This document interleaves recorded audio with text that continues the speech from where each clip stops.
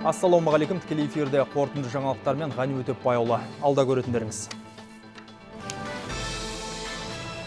Индустрияландыру бағдарламасының игілігі залалсыздандыру ерітінділерін өндіретін павлодарлық компания жаңа өнім түрлерін шығара бастады. Италияда жұмыссыздық белең алып барады. Бүгінде 9,5 миллион азаматтың тұрақты табысы жоқ. Бұл халықтың 15%.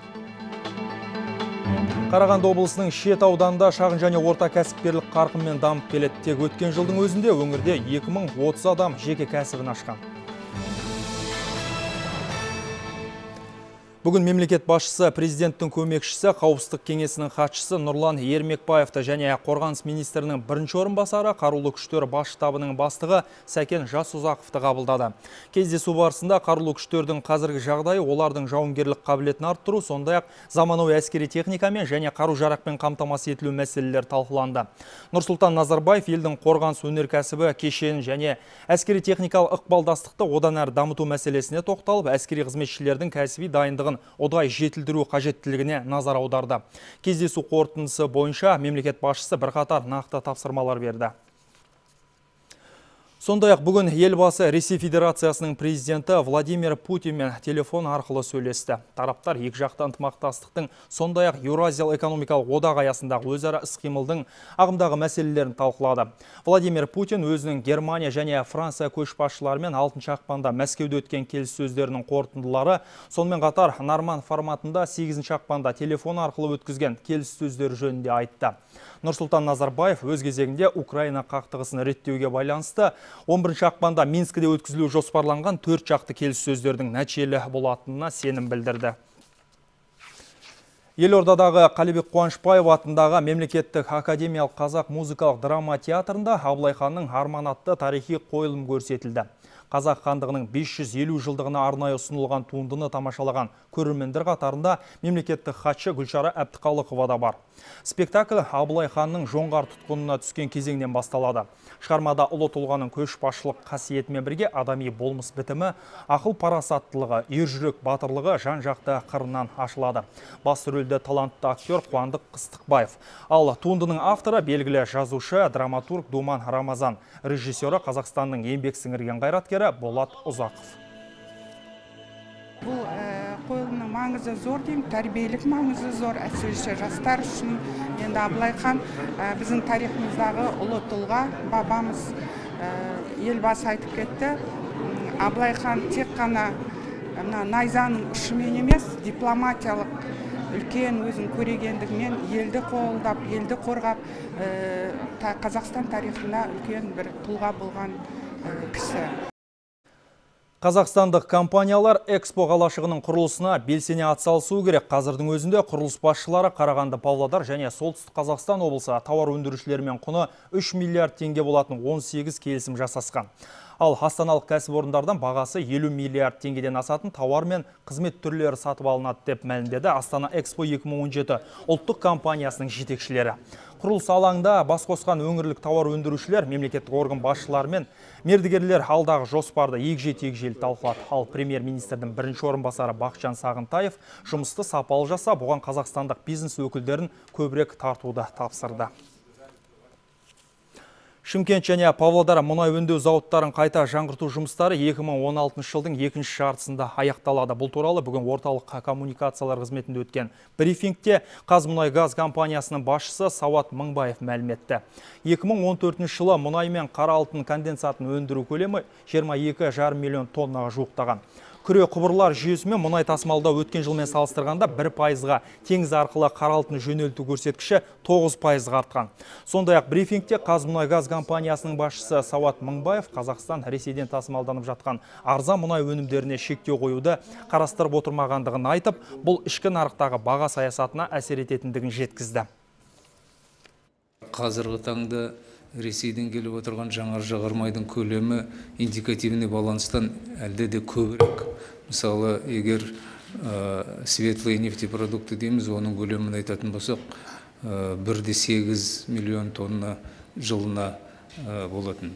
Сол көлемнен асып келе бастағанда, әрине біздің жаңағы нефтеперерабатывающий зауыттарға әсер етеді. Сондай-ақ Сауат Мыңбаев әлемдік нарықтағы мұнай бағасының арзандауы Қазмұнайгаз компаниясының биылғы бюджетіне айтарлықтай ықпал етіп отырғанын да жасырмады. Соған қарамастан компаниядағы қызметкерлер саны мен олардың жалақысы қысқарылмайтындығын қадап айтты.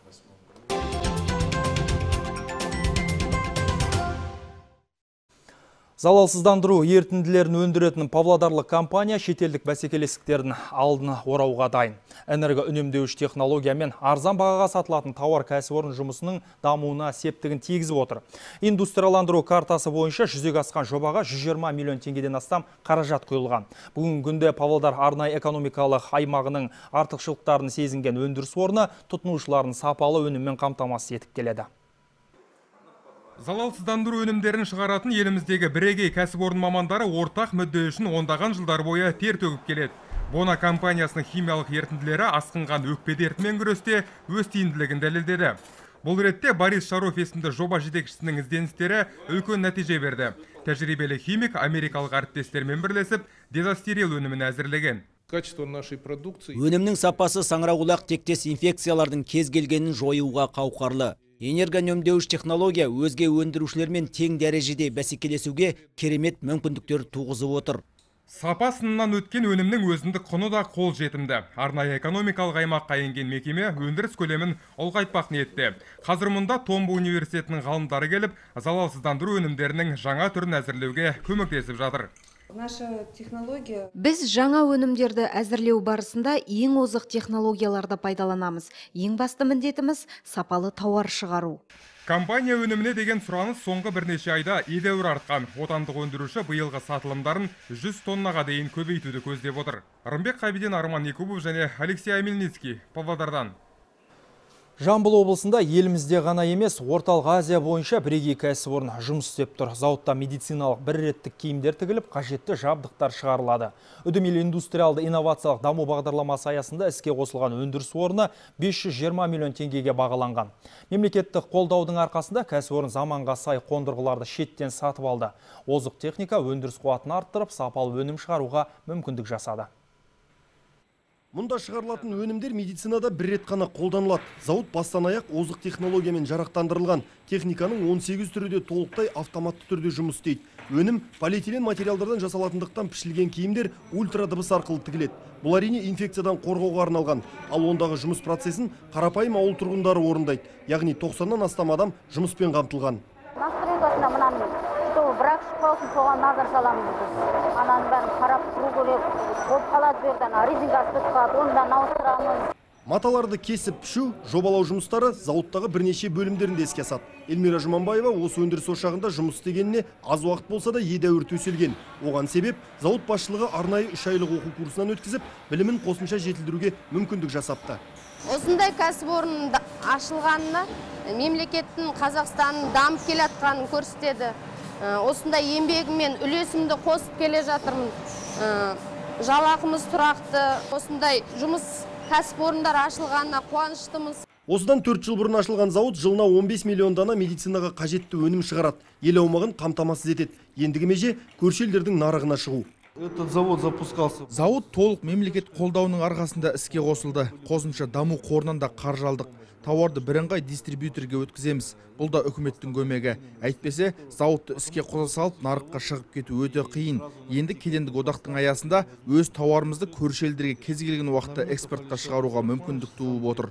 Бір сөзбен айтқанда, өндіріс орны барлық стандарттарға сай жұмыс істейді. Бағасы да көңілге қонымды. Бастысы, отандық өнім ел игілігіне жарап тұр. Руслан Бақытбекұлы, Рауан Байгенже, Бақытжан Бапаев, Жамбыл облысы. Жаһан жаңалықтары: Италияда 9,5 миллион азаматтың тұрақты табысы жоқ, яғни елдегі халықтың 15% сенделіп бос жүр деген сөз. Бұл Италияның жалпы еңбек конфедерациясы жариялаған зерттеулердің түпкі қорытындысы және соңғы 8 жылда тіркелген ең төмен көрсеткіштер. Елдегі әлеуметтік ахуал қай деңгейде және оны өзгертуге мүмкіндік бар ма? Өзекті мәселенің мән-жайын тілшіміз саралап көрді. Джорджо Вансинидің сенделіп жүргеніне бүгін 3-ші күн. Еңбек шартының мерзімі бітіп, педагог жұмыссыз қалды. Соңғы 5 жылда ол мүмкіндігі шектеулі балалармен жұмыс істеген еді. Ақыры, мемлекеттің бюджет қаржысын үнемдеу шарасының кесірінен қысқартуға ұшырады. Оның қазіргі үміті кәсіподақ ұйымында. Егер бұл ұйым құқығын қорғай алмаса, әр жағы бұлыңғыр. Енді менің және әріптестерімнің құқын қорғайтын шығар деп кәсіподаққа арқа сүйеп отырмын. Әріптестерімнің де көп жылғы еңбегі еш кетіп далаға қалғалы тұр. 5, 6, 7 жылғы жұмыстан кейінгі мұндай жағдайдың болғаны ақылға сыйымсыз. Балалармен 10 жылдан бері жұмыс істейтіндер бар, олардың енді ешкімге керегі жоқ. Ай сайын 50 мыңға жуық италиялық жұмысынан айырылады. Өзге кәсіп табатындар кемдеген. Басқалары саны 3 миллионнан асатын жұмыстар қатарын толықтырады. Соңғы 7 жылда бұл көрсеткіш 2 есе өскен. Статистикалық орталықтың мәліметі бойынша жұмыс істеп жүргендердің дені 25 пен 45 жас аралығындағы азаматтар. Жұмыссыздарға берілетін жәрдемақы көлемі де қысқаруда. Зерттеушілер қоғамда тағы бір кері үрдістің қалыптасқанын айтуда. Көптеген тұрғындар күдер үзгендері соншалық, тіпті жұмыс істеуді бір жола қойған. Мұндай үмітсіздердің қатары 100 мыңдап саналады. Қазір бұл елде ұзақ мерзімді еңбек шарттары жоқтың қасы. 4,5 миллион адам уақытша табыс тауып, әрең күнелтіп жүр. Мемлекет жәрдемақы төлеуге қыруар қаржы жұмсап, жаңа еңбек реформасын қолға алуда. Бірақ кәсіподақтар бұл шаралардың нәтижелі боларына сенбейді. Егер заңды өзгерту арқылы жұмыссыздық мәселесін шешуге болады деп ауызбен орақ ұруды жалғастыра берсе, онда түк өзгермейді. Біздің пікіріміз осы. Бұл проблеманың жалғыз шешімі мұнай арзандап, салық төмендеген осы кезеңде тиімді пайдаланып, қаржыны экономикаға қайта салуға жетті. Ал Италиядағы жұмыссыздық деңгейі қарқынды өсіп келеді. Соңғы мәлімет бойынша 13%-ға жеткен. Бұл жалпы еуро аймақтағы көрсеткіштен де жоғары. Артта тек Грекия, Испания, Кипр, Хорватия мен Португалия.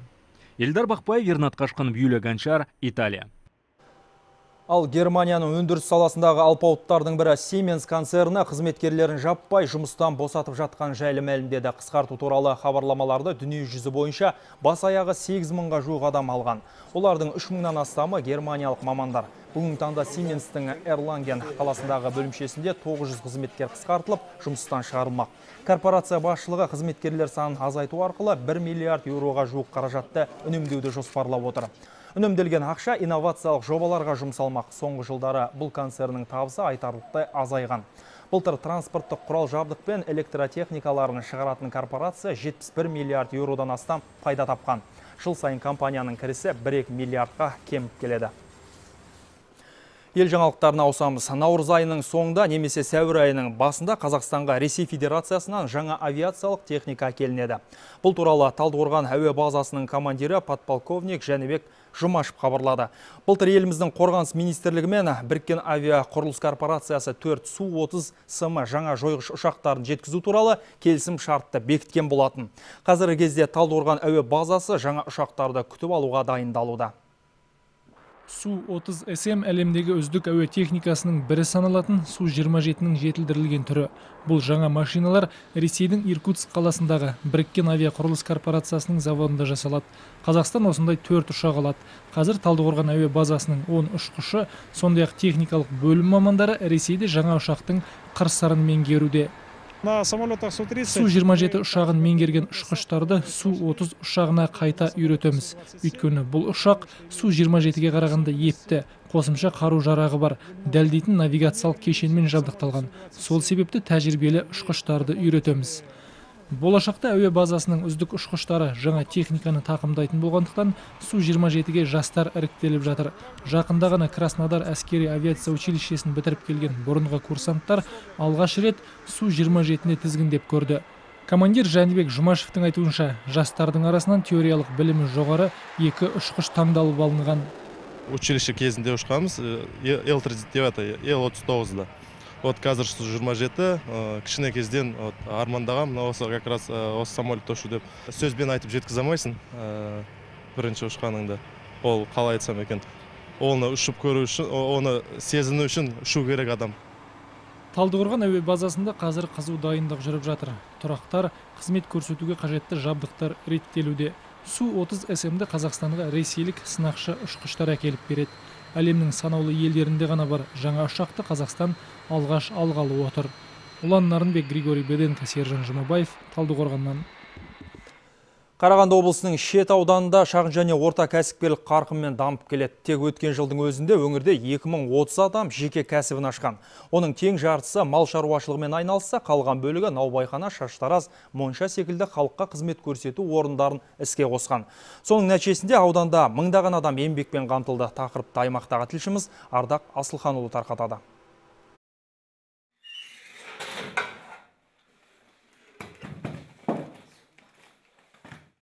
Сәкен Сейфуллин атындағы кент тұрғыны Қайролла Ысқақов зейнеткерлікке шыққан соң қарап жатпай кәсіппен айналысуды жөн көрген. Сөйтіп мемлекеттік жұмыспен қамту 2020 бағдарламасы арқылы 3 миллион теңге жеңілдетілген несие алып, наубайхан ашады. Бір өзі 4 адамды еңбекпен қамтып отыр. Мұнда тәулігіне 700 бөлке нан пісіріледі. Осы маңайдағы 5 ауылға таратады. Кәсіпкер тұрақтандыру қорынан ай сайын арзан бағамен 15 тонна ұн алады екен. Сәкен поселкасы алады, сосын бұрма совхоз алады. Мына жерден шет совхоз алады. Мына жақтан еркіндік, сосын өспен совхоз алады. Соның бәрін әбеспей ішітетіп отырмын.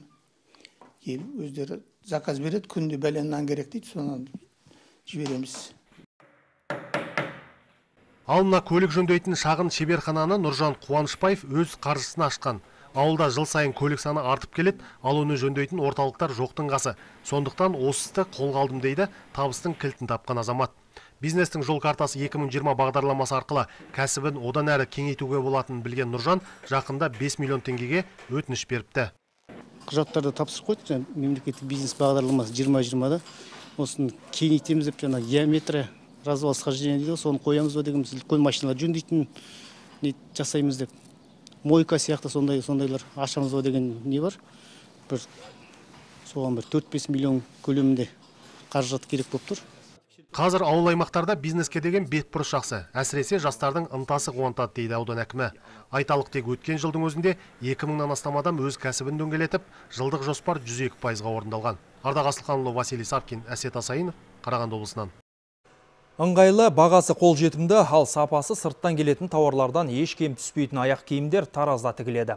Жамбылдық серіктестік барлық жыл мезгіліне арналған аяқ киімдерді шығарумен айналысып келеді. Кәсіпорын өнімі нарықта өз тұтынушысын тапқан. Әсіресе отандық тауардың бағасы сатып алушылардың көңілінен шығып отыр.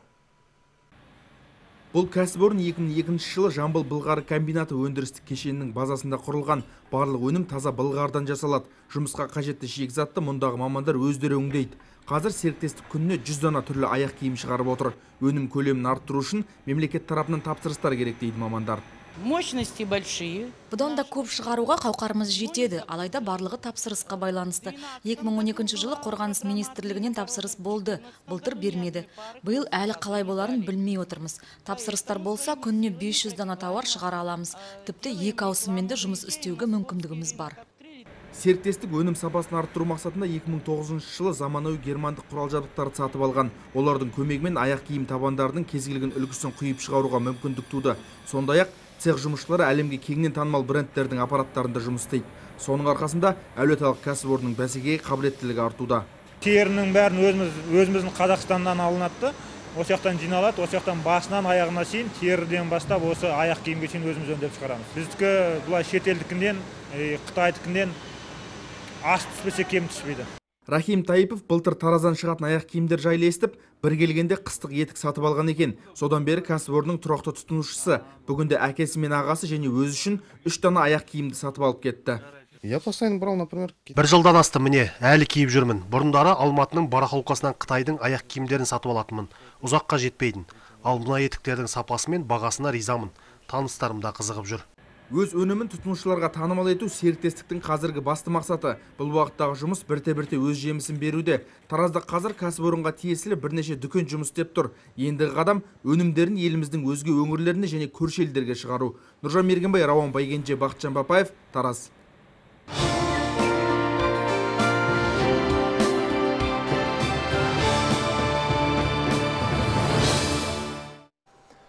Қазақстан көшбасшысы рейтингтік бағдарламасының шешімімен Ақтаулық Қазиевтер отбасы қоғамдық тамақтандыру саласының үздігі атанды. Мазафер мен Зарифа Қазиевтер 18 жылдан бері ұлттық экономиканы көркейтуге үлес қосып келеді. Табысты кәсіпкерлер бизнеспен қатар қоғамдық өмірге де белсене араласады. Қазақстан Халқы Ассамблеясының бірде-бір шарасы Қазиевтерсіз өткен емес. Мазафир Казиевтің дәмханасынан қонақ үзілмейді. Дағыстан этномәдени бірлестігінің өкілдері ай сайын осында жиналып, бірлестіктің жұмысын талқылайды. Олар бүгінде бас қосып, биылғы атқарылар шаралардың жоспарын жасақтауда. Дағыстан этномәдени бірлестігінің мүшесі Мазафир Казиев аймақтағы белді кәсіпкердің бірі. Бұрынғы криминалист сарапшы 18 жылдан бері халыққа қызмет көрсетіп келеді. Ол былтыр бизнеске жаңашылдық енгізіп, ұлттық экономиканы дамытқан үшін даңқ жұлдызы орденімен, сала көшбасшысы медальмен марапатталды. Меня поддерживала моя семья. Қазақстанда кәсіп ашып, өзіңді дөңгелетуге мол мүмкіндік жасалған. Іскер азаматтарға мемлекет ұдайы қамқорлық танытып, қолдау көрсетіп отырады. Ол үшін арнайы заңдарда қарастырылған. Біз осы дәмханамыздың арқасында отбасы табысын молайтып, 15 адамға жалақы төлеп отырмыз. Ал отанасы Зарифа Казиева жолдасының басты көмекшісі ғана емес, Дағыстан жексенбілік мектебінің жетекшісі. Зарифаның ұйытқы болуымен мектепте қазақ және лезгин тілдерін үйрететін сыныптар ашылған. Мұнда балалар қос ұлттың тілін ғана емес, тарихы мен мәдениетін танып біледі. Главная задача я ставлю перед детьми. Мен балалардан ең алдымен қазақ тілі мен мемлекеттік рәміздерді білуін талап етемін. Жас ұрпақ отанын шын сүйсе ғана елін көркейтуге үлес қосалады. Біздің мектеп балаларды патриот болып өсіруге тәрбиелейді. Бизнес пен қоғамдық өмірді ұштастыра білген Казиевтер отбасы көпке үлгі. Дағыстанда туып өскен Мазафир мен Зарифа Қазақстанда танысып, осында шаңырақ көтерген. Болашақтарында осы елмен байланыстырады. Я думаю, что Казиевтер Қазақстан Халық Ассамблеясы ұйымдастырған барлық шараларға белсене қатысады. Татулықты ту өткен үлгілі отбасы. Балалары да, немерелері де қалада өтетін мерекелік шараларға атсалысып тұрады. Мұндай жандар біздің қоғамға қажет ақ. Дағыстан этномәдени бірлестігінің 600-ден астам мүшесі бар. Таяуда бірлестік жанынан жастар қанаты құрылды. Олар алдағы аптада Дағыстанға барып, Маңғыстау облысының мәдени күндерін өткізіп қайтпақ. Бұл сапарға Казиевтер отбасының жастары да дайындалып жатыр. Гүлмира Әбішева, Саламат Бекбаев, Ақтаудан. Қарағанды облысының Шет ауданына қарасты Сәкен Сейфуллин кентінде тұратын Сәкібай Шәкенов ақсақал бақытын еңбектен тапқан жан. 1946 жылы қан майданнан оралған соң теміржол саласында табанды күректе 43 жыл тер төккен. Қарияның еңбек жолын қазір өзінен тараған 4 баласы мен немере шөберелерде абыроймен жалғастырып келеді. Барлығы да шойын жол бойында еңбек етеді. Үлкен әулеттің отбасылық еңбек өтілі биыл 223 жылға жеткен. Айрандай ұйыған жанұяда аймақтағы тілшіміз Ардақ Асылханұлда болып қайтты. Сәкібай Шәкенов еңбекке ерте араласты. 16 жасынан бастап темір жол бойында тер төкті. Ақсақалдың әкесі Шәкен де сонау орталық Азия мен Сібірді жалғайтын әйгілі Түрксіб шойын жолының құрылысына қатысқан. Сәкібай ақсақал 1942 жылы әскери қатарына шақырылып, Әндіжан қаласындағы артиллеристер училищесінде дәріс алады. Сөйтіп сол жылы 4-ші Украина майданына жіберіледі. Взвод командирі болған қазақтың Қайсар ұлы кескілескен шайқастарда көзсіз ерлік көрсетіп, бірнеше орден медальдармен марапатталған. Жеңіс жауынгері 1946 жылы аға лейтенант шенімен елге оралады. Соғыстан келгеннен 2 жыл дежурный постан соғыс дедім Ағадырда. Одан кейін мына вагонекке ауыстым, өш жерге кейін. Өш жерде 37 істедім. Бұрынғы анау істегендерім бар, 39 жылдан бергі 45 жылдай болдым. Әскерде менікі 41 жыл, 46 жыл ағысты келдім.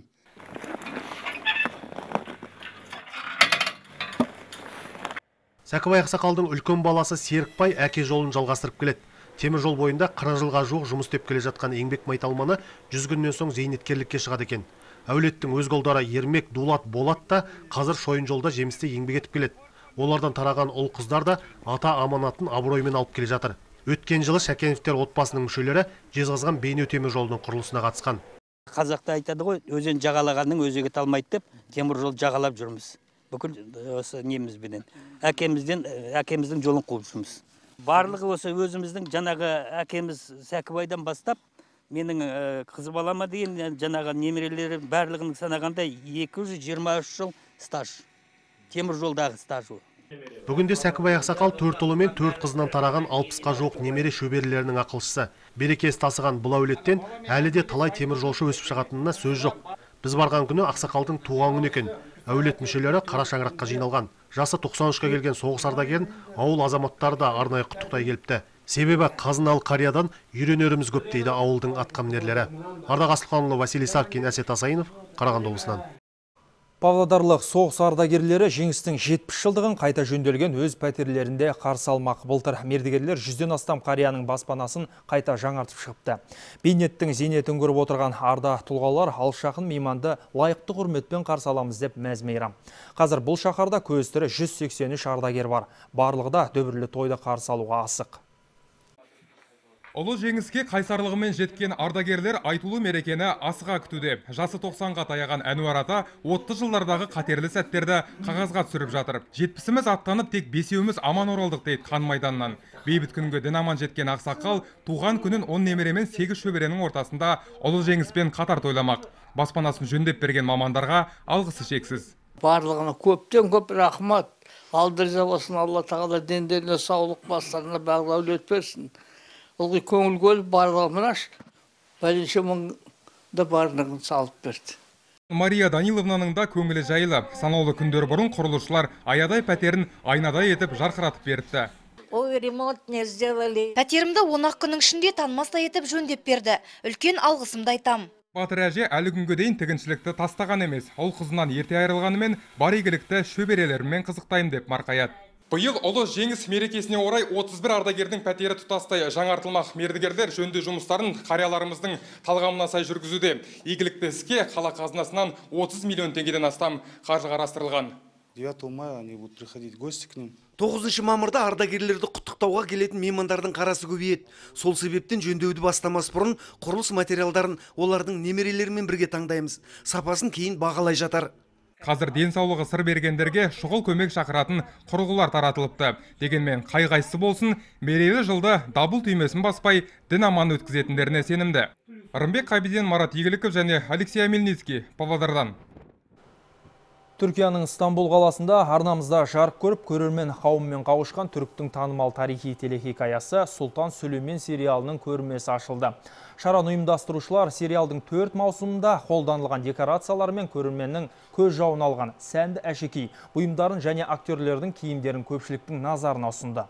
Толығырақ көрменің табалдырығын аттап, 15 ғасырдағы Осман империясының заманына тарихи шегініс жасап қайтқан Түркиядағы меншікті тілшіміз Ержан Жүніс әңгімелейді.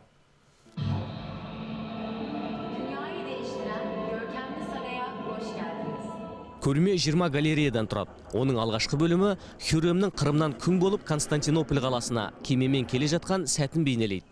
Кеменің іші тар, жарығы да әлсін. Барлығы боямасыз, шынайы өмірдегідей әсерлі. Осман империясының сарайын айнытпай көрсеткен бұл көрме сол заманның тыныс тіршілігінен сыр шертіп тұрғандай. Мұнда Сұлтан Сүлеймен тарихи телехикаясындағы қолданылған заттар мен актерлардың түсірілімде киген 114 киімі көпшіліктің назарына ұсынылған. Мысалы, бұл сериалда басты рөлді сомдаған Халид Эргенштің бөлмесі.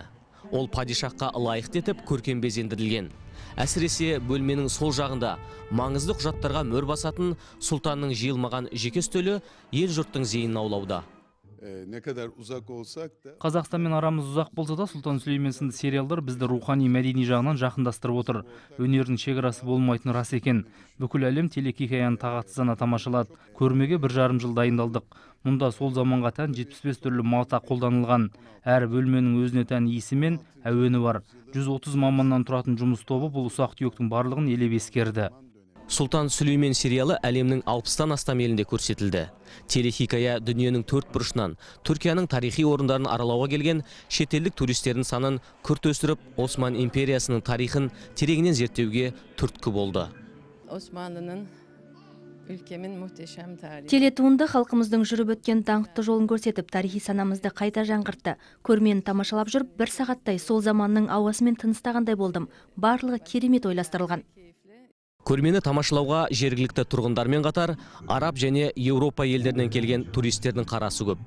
Ұйымдастырушылар Стамбулдан соң Сұлтан Сүлеймен сериалының көрмесі әлемнің бірқатар мемлекеттерінде, оның ішінде Қазақстанда да көрсетілетінін жеткізді. Ержан Жүніс және Сидат Денли, Түркиядан. Спорт жаңалықтары. Астана арландары бүкіл әлемдік бокс сериясының кезекті маусымын сәтті бастады. Қатарынан 3 кездесуде жеңіске жеткен қазақстандық команда кеше Америка нокаутшыларын сабасына түсірді.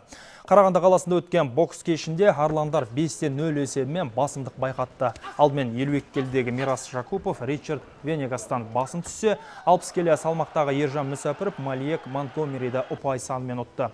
69 келідегі Асланбек Шымбергенов Брайан Себалодан айласын асырды. Ауыр салмақтардағы астаналық легионерлер Хрвоя Сеп пен Филипп Хргович те қазақстандық клубтың жеңісіне үлес қосты. Сеп Стивен Нельсонның осал тұсын тапса, Хргович Брендон Глентонды екінші раундта техникалық нокаутқа жіберді. Арландар енді алдағы сенбіде Пуэрто-Рико боксшыларын қабылдайды. Алматыда шаңғы спортынан жасөспірімдер арасында әлем чемпионаты аяқталды. 36 елден 500-ге жуық спортшы жинаған жарыста қазақ елі айтарлықтай табысқа жете алған жоқ. Әлем біріншілігінің соңғы күні шаңғышы қыз-жігіттер эстафеталық сында сайысқа түсті. Қыздар арасындағы командалық бәсекеде Норвегия құрамасы топ жарды. Ресей мен Германия жүлделі 2-ші, 3-ші орындарды өзара бөлісті. Қазақстандық Эльмира Мутагарова, Екатерина Мандрики, Ангелина Шурыга және Наталья Соколовская төрттігі 12 команда арасынан 11-ші орынға тұрақтады. Жігіттер жарысында ресейлік шаңғышылар озды. Франция 2-ші, Норвегия 3-ші орынға ие болды. Қазақстан сапында Олжас Климен, Константин Барцов, Иван Люфт, Александр Мухин төрттігі жарыс жолына шығып, мәре сызығын 12-ші болып қойды. Эстафеталық сайысқа 13 команда қатысқан еді. Жаңалықтарымызды хабардың сайтынан да көре аласыздар. Еліміздің басты арнасынан алыстамаңыздар ағайын.